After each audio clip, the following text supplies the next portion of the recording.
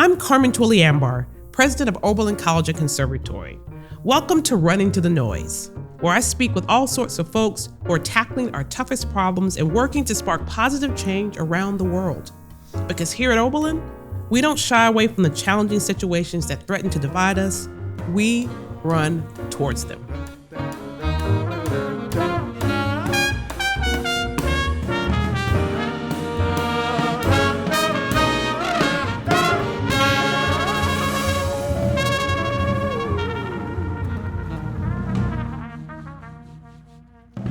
Today, gaining a following is harder than ever.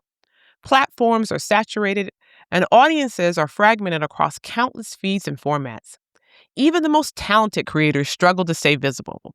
Success increasingly depends not just on craft, but on an ability to earn and hold attention in an overcrowded digital landscape.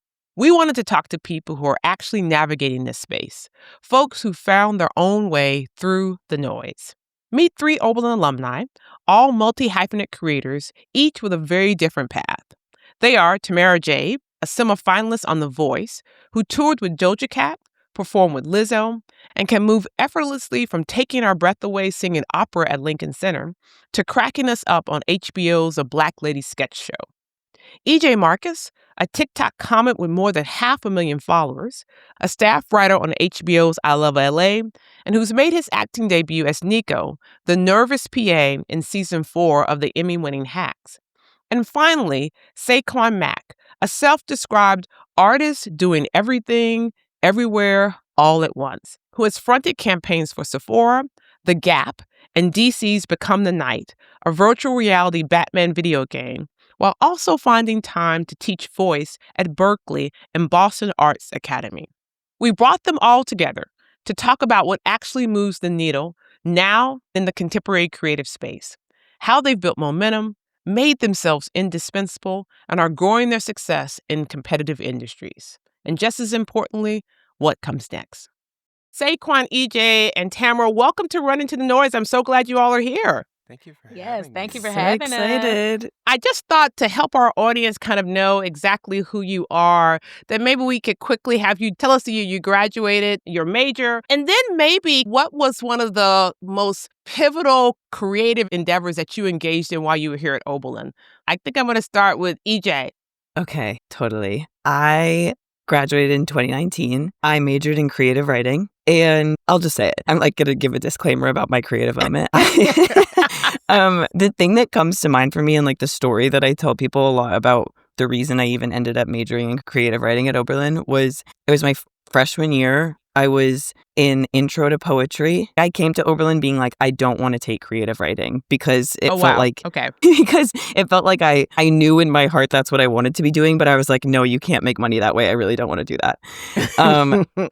But of course, anyway, I enrolled in intro to poetry. So obviously I did want to do that. I had Professor Lynn Powell, who I thank so much for everything. And she read us this poem, The Writer by Richard Wilbur. I still have it on my desktop laptop. She read it to us in class, and it was basically just, it's this poem about a young writer who's typing away, can't stop doing it. And I burst into tears. I literally started crying, and I had to leave the classroom because I was just so overwhelmed with this feeling of it was this inevitable thing that I had to do. Just so corny when I say it out loud, but it genuinely was this moment where I was I think this is why I'm at this school, is to study writing. Why am I avoiding it? Something you felt destined to do, something that was drawing you. Yeah. I love that. I love that story. Seyquan, you're up next. Your major, your year of graduation, and the pivotal creative moment at Oberlin. Yes. So my major, I graduated 2021. I was double degree. I majored in opera vocal performance and politics.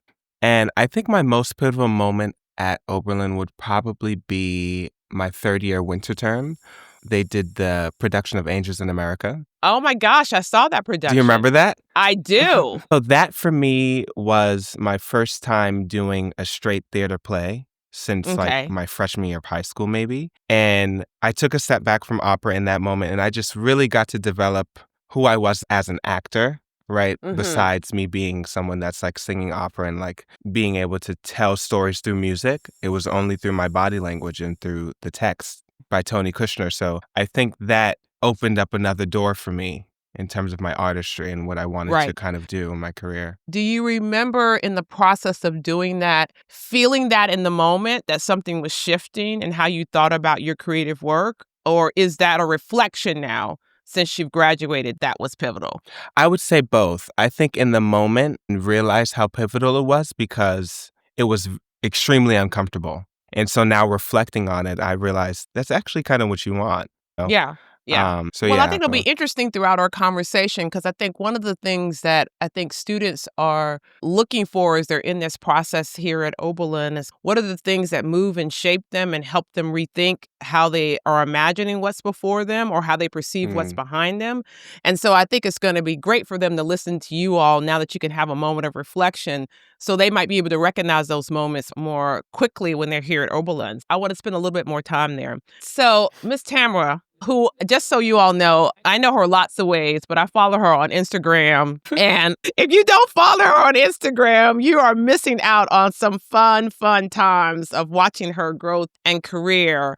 But she's the veteran in the room. So if you want to let us know your major and your year of graduation and then your pivotal moment while you're here at Oberlin creatively. Yes, I am class of 2012. I was a double degree student in vocal performance and sociology. I attempted religion and African American studies minors, and then I did 4 out of the 5 requirements. And that last year, I was like, why am I doing this to myself? Nobody cares about this after this except for me. Those aren't degrees, but I did do a lot of coursework in those 2 departments as well. And I have so many, like just you asking the question, like a bunch of different things came up. But if I could pick one, it would also be a winter term project. And it was still to this day one of the top 5 hardest musical endeavors I have ever taken on. God rest Miss Rosen's soul. Marlene Rosen passed last year. Yes. But she chose me because she knew that I could do hard things. And she saw the skills that I came to Oberlin with, having a strong ear and all those things, and thought that I would be appropriate to sing a George Crumb song cycle with 5 percussionists and 1 vocalist. Oh, wow. So I had to find my pitches from thin air, from marimbas and xylophones, from percussion instruments that you don't usually look for tones from. But we spent that entire winter term every single day hammering it out. It was a song cycle of spirituals. And so that's why she knew it was appropriate for me as like a church kid and everything. But it was also like, hey, girl, this is about to be real hard. And it absolutely was, to this day, one of the hardest things that I've ever done. And so November, I made my Lincoln Center debut and I was invited. I did not audition for that show, but I was able to be in that room in a 2-week rehearsal period with an entire 300-page opera that is contemporary. Wow. And still say, this is not the hardest thing that I've ever done. Oh, I love it. And so I was not at all shaken in my boots. I knew exactly what to do. I knew how to find the destination my way. Also, fully be myself. I was actually asked, hey, can you do a gospel run right there? I'm like, is someone going to drop out the sky and is Mozart going to kill me for that? So, I would say that is coming up right now because it's such a full circle moment for me re-entering opera. Yeah. And having not done it pretty much since I did Oberlin in Italy when I left 15 years later. That's awesome. Just so the audience knows, you will know these guys in lots of ways, but Tamara was on The Voice, which is how I first got connected to her. We'll talk a little bit about that in her work with John Legend and everybody, all the big people. And then EJ, of course, is a staff writer on I Love LA, a self-aware comedy for the chronically online, as they say. Seyquan's work is both kind of modeling and vocal, and if you pull him up, you'll see all sorts of wonderful pictures of his major campaigns in Sephora and other wonderful places. And so this group is really multi-hyphenate. So I guess my first question, do you think that's necessary in this space that you're figuring out how to do lots of different things? Has that been part of the key to the successes that you all have experienced? Yeah, I mean, in terms of multi-hyphenate, I do believe in that. Having done so much training in opera for the 5 years that I was at Oberlin, it gave me a certain level of discipline that I feel like I can approach anything with. And so with that, once I graduated Oberlin, I lived in LA for 2 years. Okay. And was that a specific choice, Seyquan, to head out to LA? Like, or did that just happen? I had two of my best friends that went to Berklee College of Music. They both moved to LA, and they were like, I'm moving to LA because this is where all the musicians are that perform. And I was like, oh, that's You don't agree cool. with that, Tamara? You don't agree with that's not what Not the good ones. Not the good ones. Not the good ones.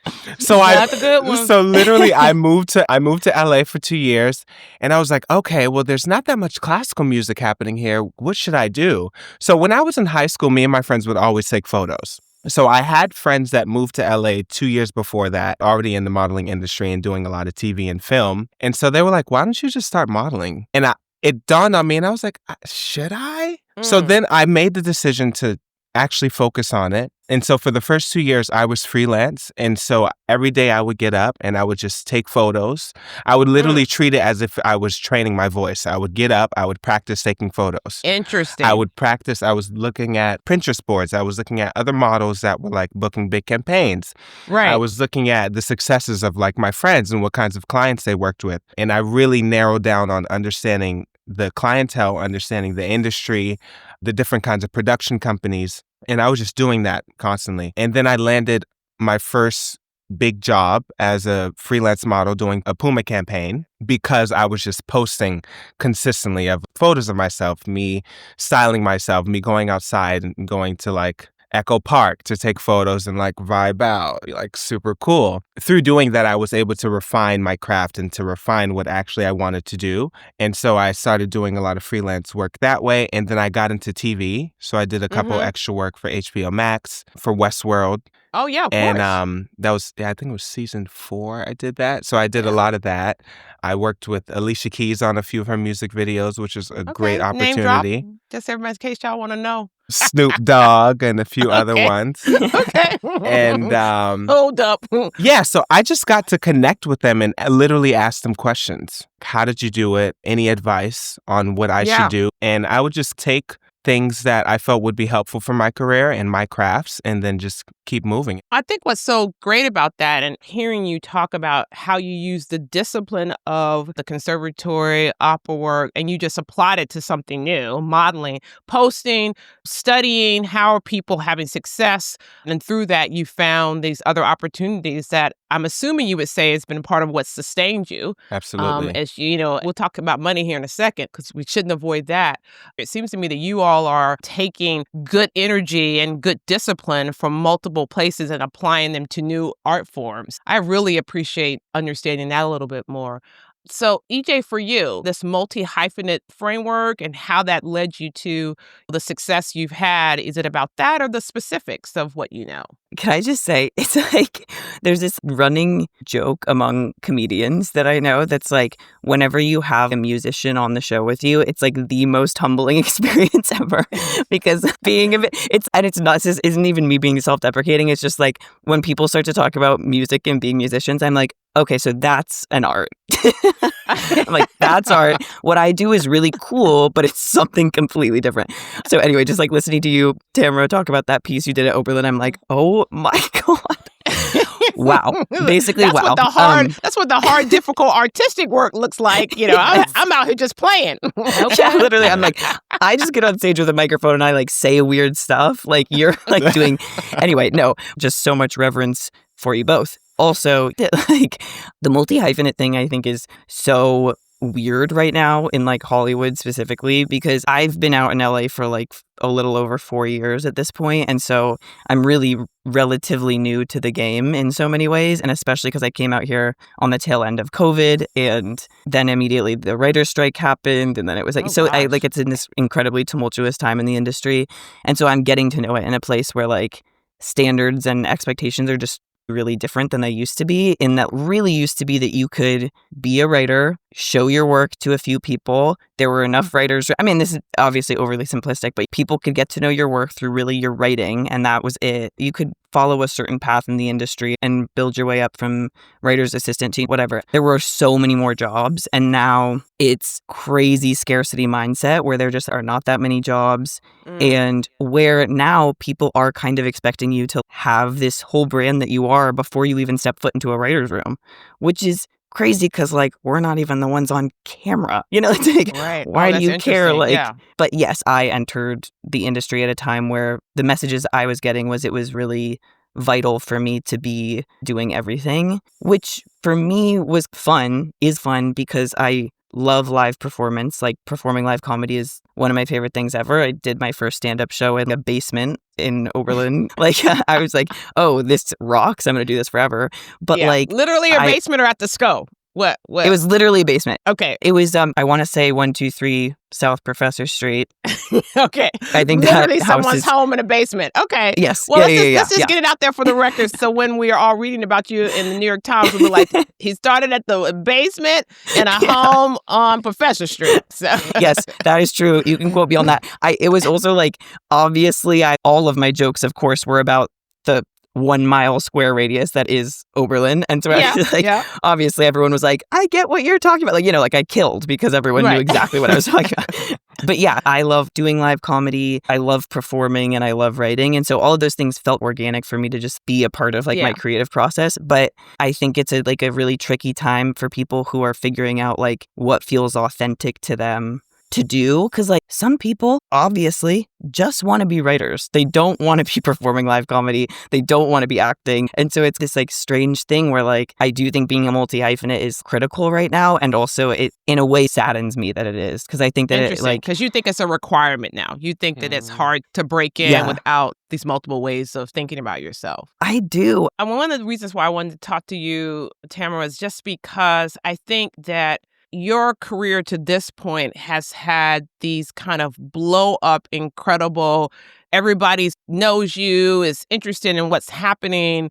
I mentioned already that you were on The Voice. I think it was season 19. You were on there and you made it all the way to the semi-finalists. And then after that period of time, we've seen you blow up in Black Lady Sketch and lots of kind of opportunities to perform professionally. And you were already, had been with Lizzo and other things. So I'm wondering whether for you, it has been the exact right thing because you have all these different talents that you can show in this special way, or has it been in some ways taking you away from the thing that it feels like when we follow you on Instagram that you totally love, which is vocal performance at its core? And so maybe you can talk a little bit about that for the audience. So for me, there's a few things. I am a Caribbean American, so we don't ever believe in doing just one job. We're gonna be in 2, 3, 4, 5 jobs. You cannot trick me. You cannot trick me. So even at Oberlin, like I remember the day that I met Miss Rosen, I told her I don't want to sing opera, and she looked at me with like I had 10 heads and said, "Well, why are you here?" I said, "Because I want to learn how to sing. I know how to sing, but I want to learn how to make sure I'm not hoarse every time I leave church or whatever it is that I want to do."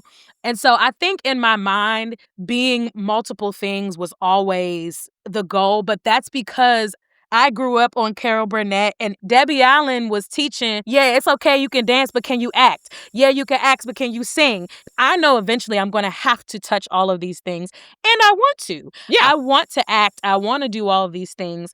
And so for me, that was always a goal because it's what I wanted. But to be honest, once so many things started happening so quickly, I realized like my friends made their Met debut at the same time that I was doing wedding band gigs, and I was making more money than them. Interesting. They were making They make $300 a night at the Met, y'all. I'm not a gatekeeper. They make $300, y'all. Right? And so let's keep it real. Let's keep it 100 here. Keep it a buck, right? Yeah. This was the pinnacle of success. But I could go sing Hava Nagila for a couple hours and pay my rent in 2 days, and you still haven't moved the needle on your expenses. Yes, you're living your dream, and yes, people know your name, but that doesn't pay the bills. So I don't think that we can answer that question mutually exclusive from the economy that we're in. I agree, EJ. Like, I came to LA on a comedy contract, on a 6-figure television contract, right? And then before a year could pass, writer strike, actor strike, on the part of my the whole second year here on unemployment, twiddling my thumbs, hoping for something to come along, hoping for things to change. And when it came back, I had to go back to music. I did not have a choice. I'm not sad about that. I'm not sad that I could text John Legend and say, hey, I see that you're doing a concert with a choir choir. Can I be in the choir? And him say, oh my God, that'd be great. Send me your number. And I nepotize my way into gigs sometimes. But I had to also realize that's not nepotism. I do good networking. That's right. I build relationships. And like Oberlin definitely taught me that. I still have the same core group of friends. We have a group chat that I've never been able to tell anybody this inside joke that would understand. But every time a celebrity dies, our way to alert each other is we say, Cicely Tyson night at the SCO. I don't know if they still do that, but Michael Jackson died when I was in college. Whitney Houston died. And every time somebody died, it was a tribute show at the SCO. So, but even like just those things, knowing how to have an inside joke and run it into the ground with the same person for 4 years and like that's y'all thing. So I would say rather than focusing on the different talents right now, and I just talked to my financial planner this morning about this, to my therapist, to my business coach, what problems can you solve? Tamara, when you say that, what problem can you solve? Are you talking about creatively? Is it what problem in can you the solve world? In the world. Okay. In the world. For instance, my friend the other day, we're on the phone and he's like, I'm about to go to Chipotle again. And I'm like, but don't you got high blood pressure? Why are you going there? Like, cook something. And he's like, but I'm tired. I don't feel like da-da-da-da-da. And I said, well, if you want, you could pay me to meal prep for you. I solved a problem. Why? Because I'm already in here cooking for myself because I'm broke. Right? Interesting. You have money. The money is not a thing for you, but you also are not optimizing yourself to be your best, highest creative self. He's accepted a professor job at a college an hour away. He's still a working musician and stuff like that. The time isn't there. I understand that, and I've been there. I also put on 20 pounds from ordering food for a whole year and not cooking. You may have went to school for music, but if you know how to fix toilets, baby, that doesn't mean you are also a plumber. I don't think those things are relevant anymore. I don't think it's relevant anymore that I'm a vocalist, an actress, a comedian, a producer. None of those things matter. What can you do right now? So for me, I am providing joy to a very, very dark world on a regular basis. That's a problem that I solve, which then often leads to income in the form of hosting or comedic work. I solve the problem right now. I notice that a lot of creatives struggle with marketing, struggle with the brand. Because, like, to your point, EJ, they didn't get into this to say, hey, look at me, look what I do, look at what I wrote in private. But then the thing is, you spent all of your energy on the creativity, but how are you going to find the people to connect it to?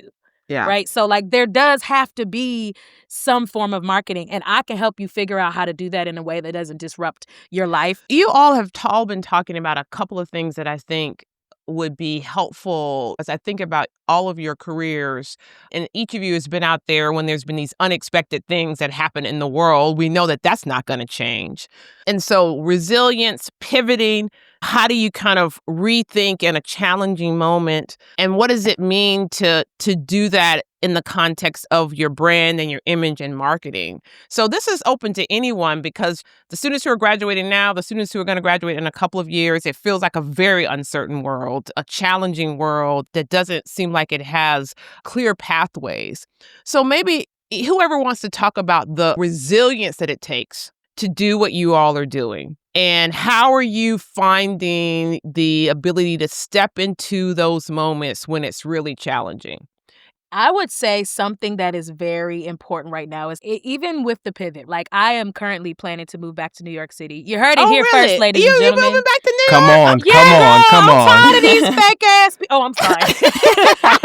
yeah. I need to go back. So LA's not real enough for you? Is that what it is? No, and there is no local gig market. EJ he's on the other side of this. AI is a real thing, right? Like I went from seeing one Waymo car here and there every week to seeing 20 per day on the road, right? So like the economy is changing. And fortunately for people who do have talent, live entertainment has never died. And even what I did learn in the pandemic, which is our lifetime's Great Depression, in my opinion, is that people need to be entertained. Alcohol sales skyrocketed. People went back on the drugs. People watched TV, so much so that it changed how we consume entertainment. Now they're creating content for secondhand viewership, meaning they're creating content and dumbing the content down so bad because they expect people to be scrolling on their phones through social media while they're consuming television shows. So I think even within my pivot going back to New York City, I'm doing that from community. I'm able to email past contacts at the wedding. Hey, your girl is back. What's up? I hate that this whole independence thing is like, move out from your parents. Y'all, stay with your parents.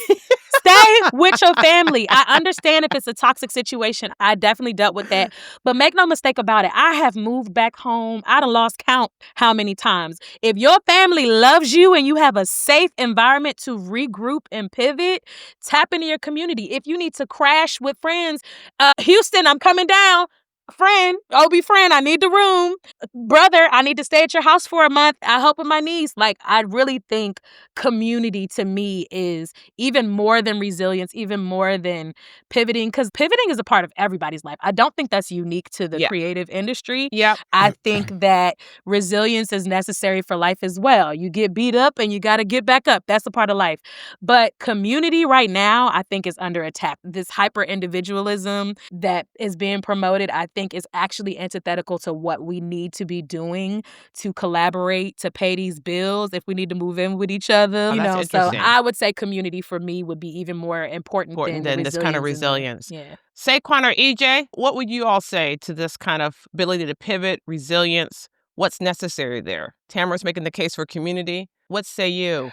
I would also agree and say community. I think a lot of the reasons why I made the decision to leave from LA to go to New York was because of community. One, because I was closer to home, because I'm from Boston, so it's closer to home. But two, because I had a lot of friends that were already in the industry in New York City. To me, New York City is big, but it feels small, right? When you have a community of people that are doing the same kinds of things that you're doing, and even not the same kinds of things that you're doing, there's a lot of mixing and blending that happens in New York City, which makes the experience so special.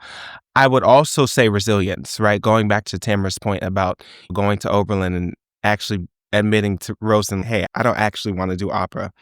So for me, I made that decision later on in my career, towards the end of Oberlin, where not that I don't want to do opera, but I don't want opera to be the only thing that I do. Talk a little bit about how you've tried to balance your brand enhancement, particularly the kind of social media piece of it, with your professional endeavors. Have you thought about those things? Are they working in tandem to each other? Do you think about them differently? And anybody who wants to talk about this can, but I also am wondering too, in this world of people sort of, looking on your social media platforms and going, I disagree with that. Wait a minute. Where are you all on that sort of pressure that I think is out there for you to maybe comment on political things, or you say stuff that people don't like? What advice would you give to students about how they should approach this, I think, necessary part of their career at this point? I have some anecdotal advice. When I did The Voice, I had to have a background check, and it was like 96 pages of me saying the N-word across all social media platforms. Interesting. And different political opinions. And I'm like, I said that? Ugh. So I would say not even be careful. I don't love the over-policing of opinions, but I also don't think that every opinion is valuable. I think for me, informed opinions are important. And maybe not every opinion needs to be public. Think about the fact that you will be a different version of yourself down the road. Will a future version of yourself be uncomfortable with whatever you're going to say? Also, it's okay. Like one of my mentors told me, some conversations are for the kitchen table, are for your personal people that you trust. Everything does not need to be for public consumption. Everybody has opinions, and sometimes opinions can be harmful, right? Like we know that violence can happen as a result of strong opinions from people with a lot of influence.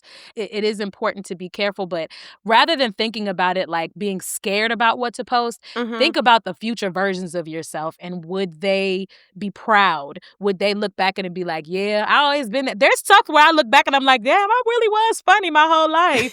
But then there's other things where I'm like, yeah, we can go ahead and delete this and hopefully nobody ever sees it, because I don't want to have to defend what I thought when I was 19. Yeah.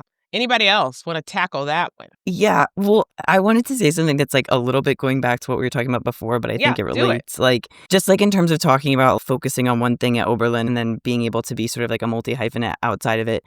Something that I always reference when I'm talking about my creative path. When I was at Oberlin, like the things that I was really focusing on in terms of creative writing was honestly writing like really moody poetry, stuff that I think that was like honestly in some ways like vital for me to get out of my system when I was like 18 and 19 years old. But like you're saying, Tamara, I think it was stuff that like I'm so glad was kept very private. There was nobody witnessing that. It was so contained. And that was something that also was like talked about in a lot of my classes at Oberlin and like creative writing and theater. There's a reason why some of these spaces are just for only us to experience right now in this moment and not to be taped and publicized elsewhere so critically. In pivoting and being able to be true to this sort of core center also, it's really critical to be able to have those spaces that aren't like for public consumption. I've been hearing from people that sometimes getting gigs and opportunities that people are already looking at your platforms and determining whether you have enough of a following or a reach, and that they're putting that in the calculus of whether you're the right person for this role or not, or this position or whatever it is. Talent is important, but it's just another factor in the whether you have a reach, which puts a different level of pressure on your ability to build your brand and post and all those things. And I'm wondering whether, am I right? Is that what people are saying to you as you think about these opportunities? Are they actually literally looking at your reach and your platforms and saying, yeah, Tamara, she was on The Voice, and yeah, we want her to have that job. Oh no, Seyquan, he didn't post enough for us to say he's really the one. Is that how we should be thinking about one of the switches in this industry? I think it's definitely an important thing to be thinking about. I wouldn't say to entirely consume yourself with that, because then I think your intention kind of changes. And so when I was first starting out modeling, it wasn't that big of a shift, but now that I've been doing it for now 5 years, within the past 3 years, it's become a really important thing that a lot of clients will look at. I'll have some of my agents like, oh, like you should probably post more. You should look into doing influencing and stuff like that. And for me, that's a completely different job. Mm-hmm. It's a completely different set of skills, right? So I've had to figure out a way strategically, right, and also intentionally to combine both of those things, right? To be able to put myself out there for social media, for reach, but also for the clients that want to book me. And what has helped with that is obviously having agencies in many different states. So me being signed in Chicago, me being signed in Boston, Massachusetts, and then me having representation in New York, of course. Interesting. And so with that, I've been able to build a bigger clientele and a bigger community so that booking me, they're not like, oh, what's his numbers like? It's more like, oh, this is in addition to the skills that he already has, right? Because I've built the portfolio and I've done the work and I've connected with the clients. So it's hard. There's so much talent out there. There's people on Instagram that have 200 followers that can give something to the world that is transformative. But clients and these bigger companies are looking for numbers because they know that the numbers are going to push their brand. It's hard. So you have to find that sweet spot. Well, and it also seems like that you're cautioning, like, it matters, but let's do it in a way that's authentic and let's not do it in a way that's forced. But just recognize that it is something that people consider. And I think one of the scary things about the creative space is that it's a self-creation. You are really the designer and creator of it. And it's hard to know what to do. What's the day-to-day look like? If you're trying to help somebody know, well, what do I do?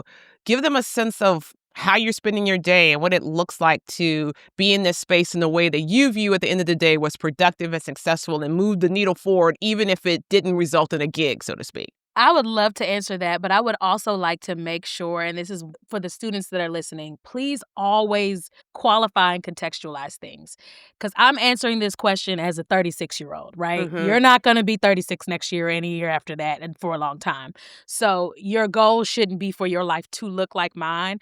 But I can tell you both what it looked like at that age and how it got me to here, and also this age. Yeah, so love at this age, it looks like having this whiteboard here that's color coded. Oh, interesting. For people who can't see it, who are just listening to us, so Tamara turned us to a board where it looks like it's color coded, first of all, and it looks like a list of various things that need to be done, could be done, might already be done.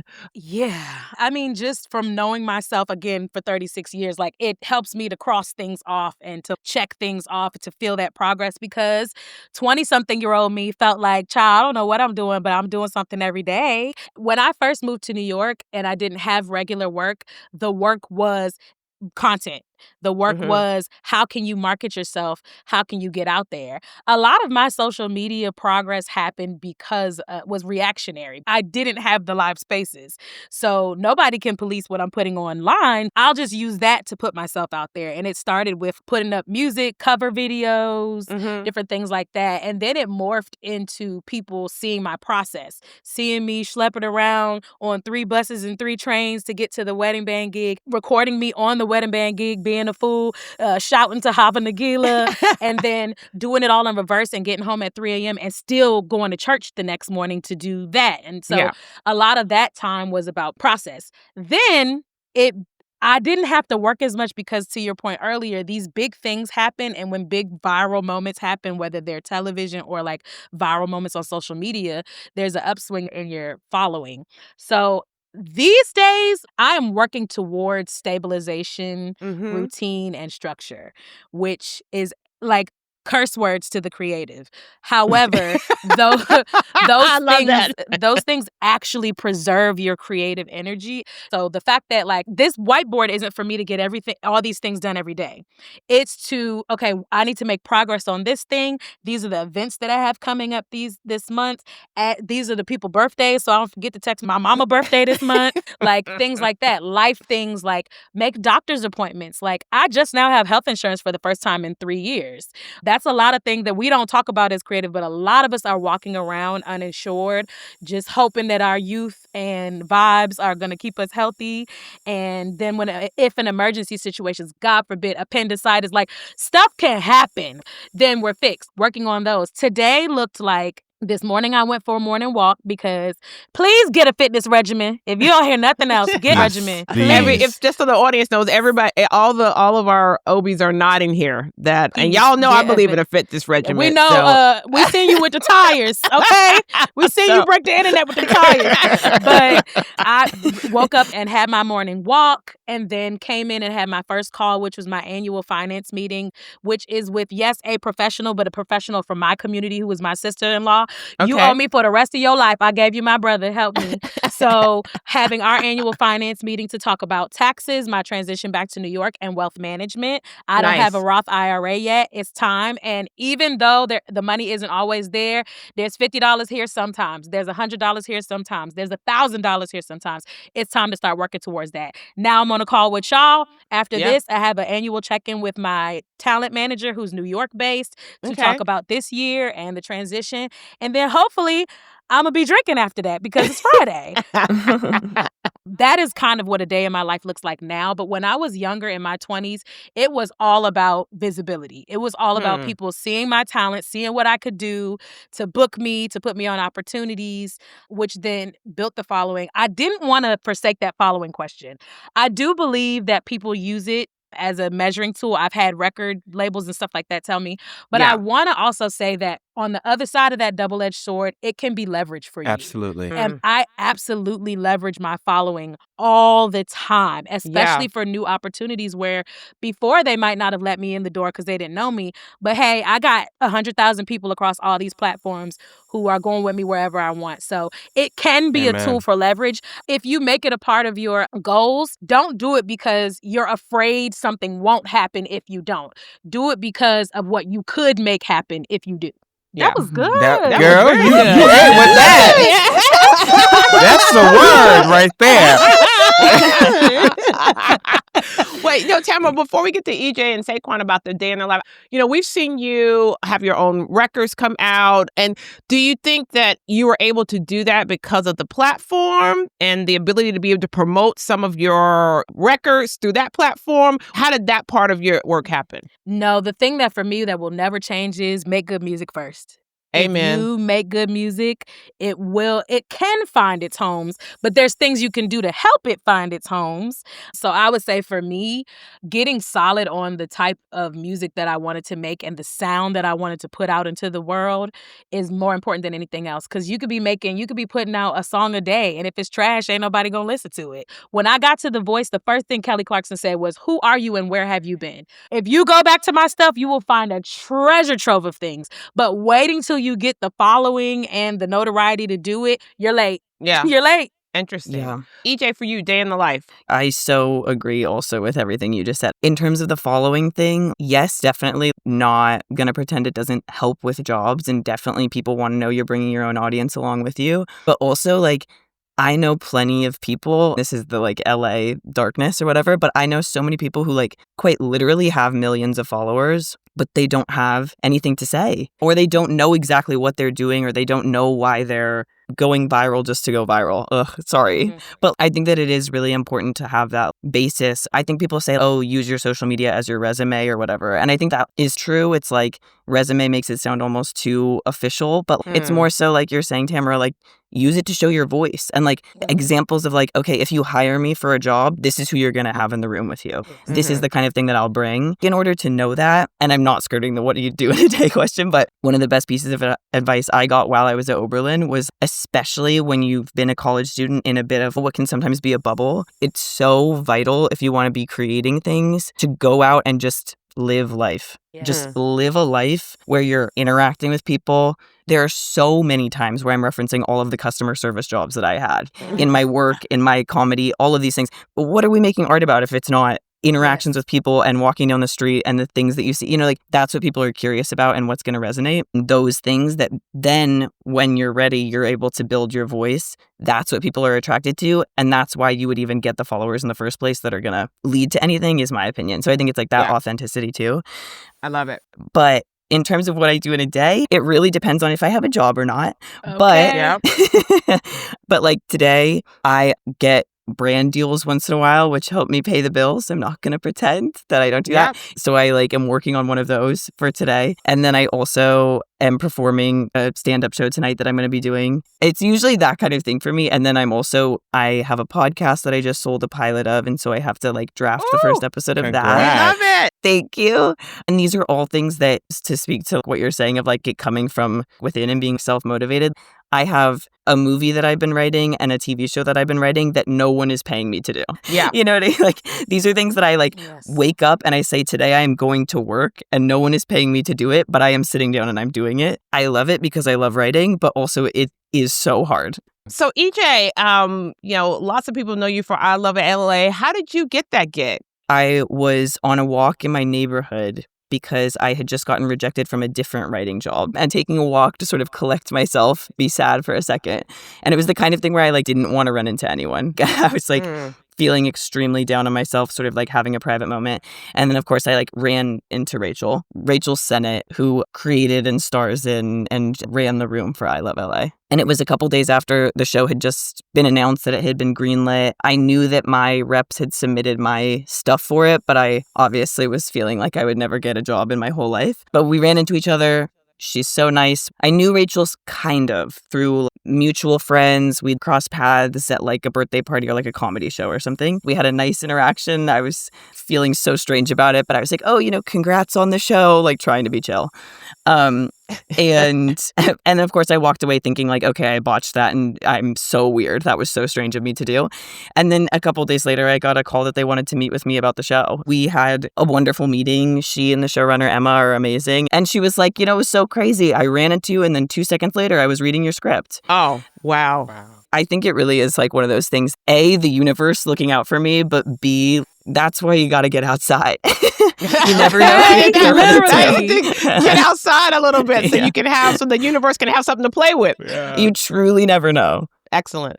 I would describe it in my world as that faith walk that you all are on, which is the faith and belief that you're going to invest in yourself and your work, and the universe is going to work it out for you and reward that faith and reward that commitment and reward that dedication. And we're going to be believing that for all of you for sure.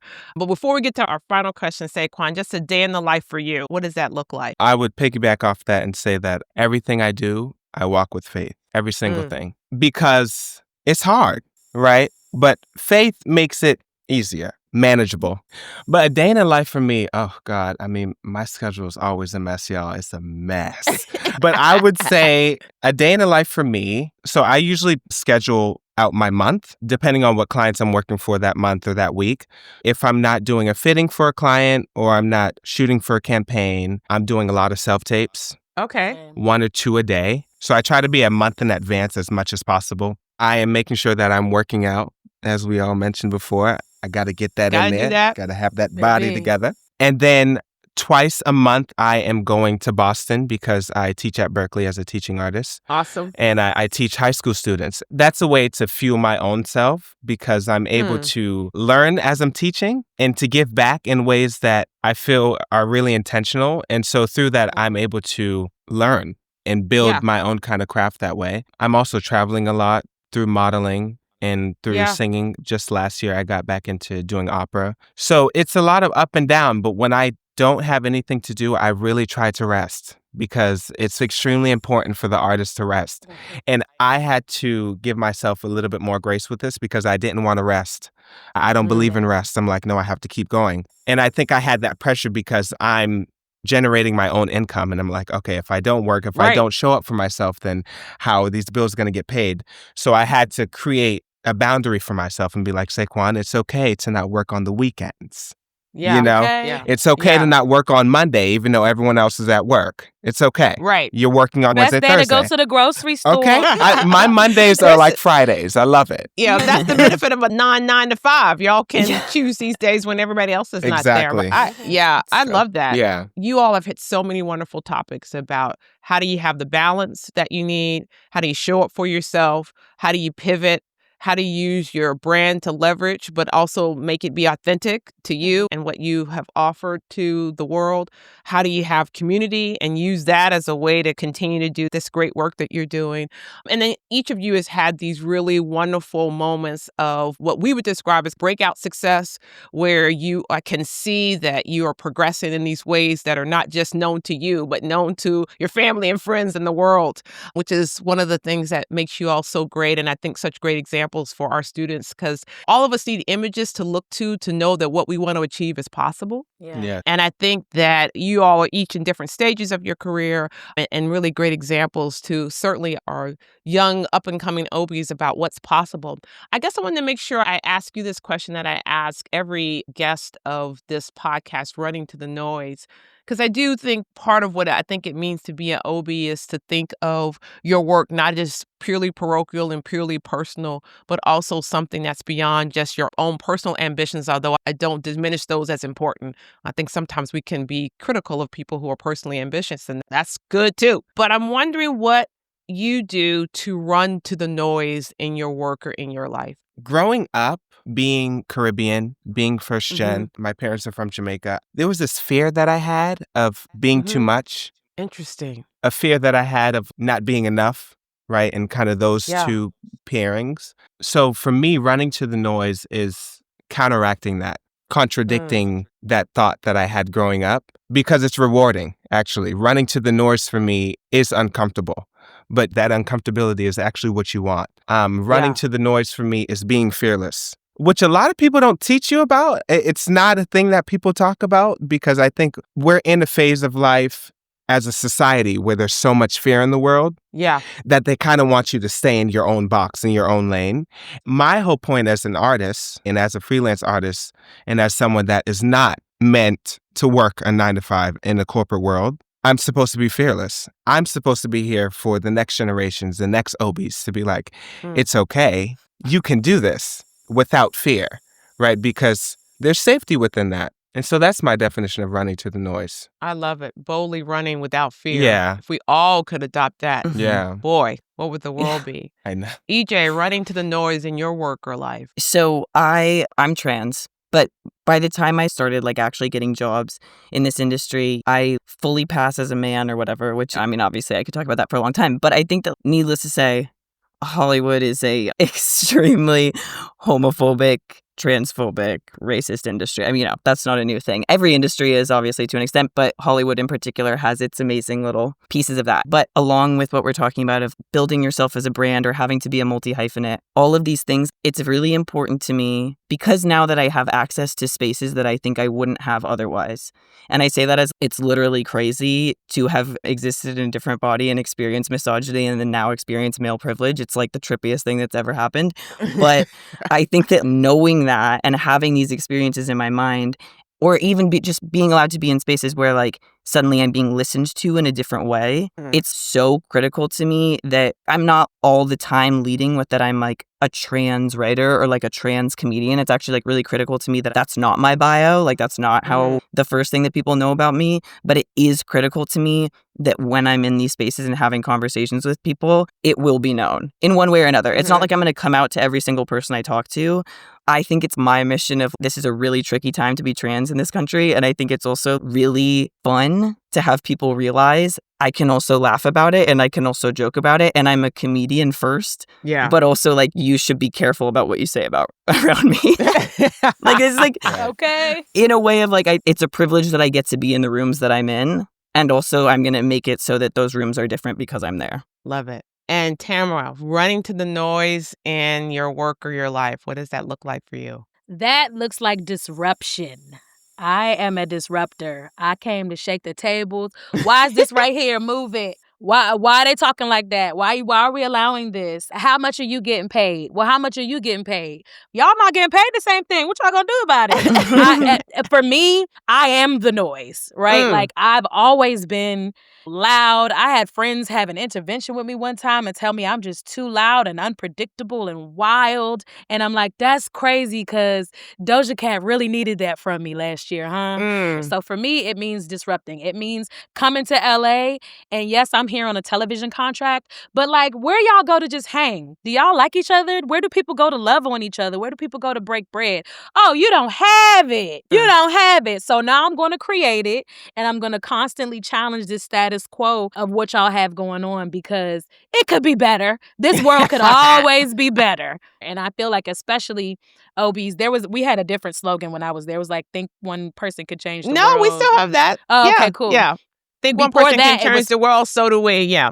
But I believe that until the air is left in my body, like, again, God rest Miss Rosa, so I know I keep talking about her, but she really was like, wow, that's the type of life I want to live. Like, when all the air is out of my lungs, the stories are countless. The generosity, the love, the joy is just, people will never run out of things to say about that. But they'll also be like, but yeah, girl, she didn't play though. But she didn't play though. She even touched me and she wasn't even my teacher. Exactly. I love that woman. That's the type of life that I want to live. I want people to sit up straight when I come in the room. I want people to, if you are being slimy and underhanded, I want you to be afraid of me. If you are somebody who likes to take advantage of people, I want you to feel so uncomfortable around me that you don't even want to talk to me. That's, to me, what running to the noise is. Go ahead. It's okay to run to the noise. Run to New York. Run to London. Run to these loud places. Run to LA like we're doing. Go in there and shake some tables up while you're there. Because it needs to happen. And I think uniquely that's something that OBs can do. So disrupt.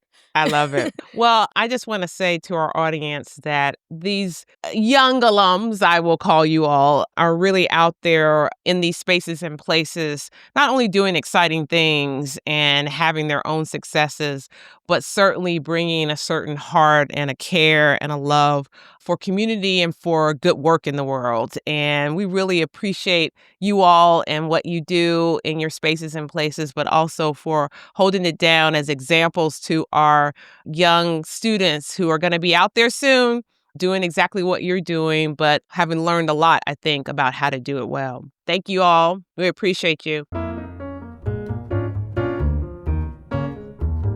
Thanks for listening to Running to the Noise, a podcast produced by Oberlin College and Conservatory. Our music is composed by Professor of Jazz Guitar Bobby Ferraza and performed by the Oberlin Sonny Rollins Jazz Ensemble, a student group created through the support of the legendary jazz musician. If you enjoyed the show, be sure to hit that subscribe button, leave us a review, and share this episode online so OBs and other folks can find us too. I'm Carmen Twillie Ambar, and I will be back soon with more great conversations from thought leaders on and off our campus.